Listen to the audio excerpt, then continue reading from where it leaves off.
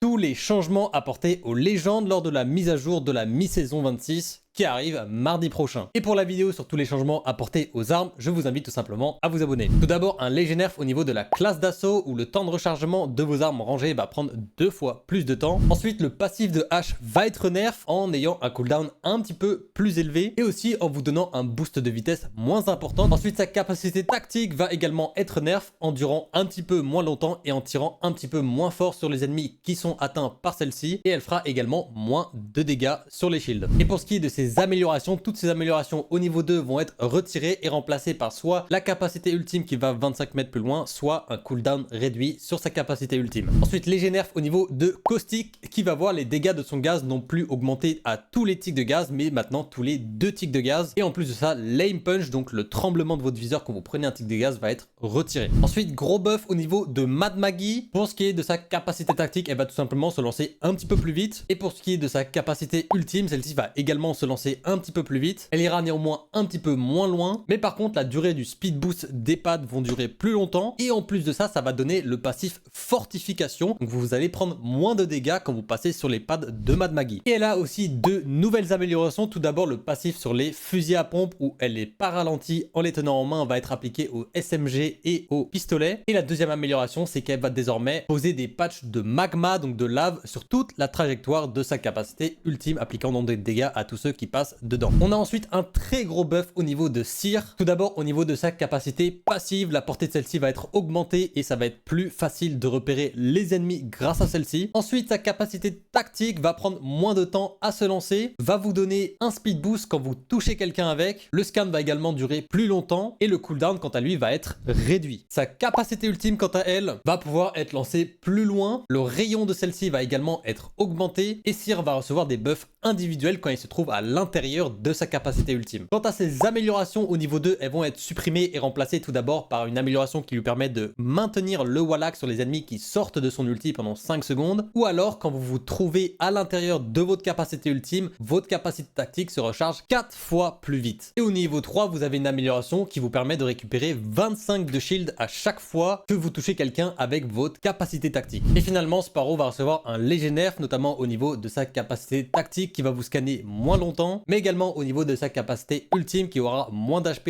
et qui va désormais également ralentir Sparrow et ses alliés. Faites-moi savoir en commentaire ce que vous pensez de tous ces changements apportés aux légendes. N'oubliez pas de liker la vidéo et de la partager, mais surtout de vous abonner pour la vidéo sur tous les changements apportés aux armes, mais aussi pour du contenu pédagogique, du contenu à haut niveau ou aussi du contenu sur l'actualité d'Apex Legends. Ça me soutient énormément. Merci à vous et on se retrouve très bientôt pour une nouvelle vidéo.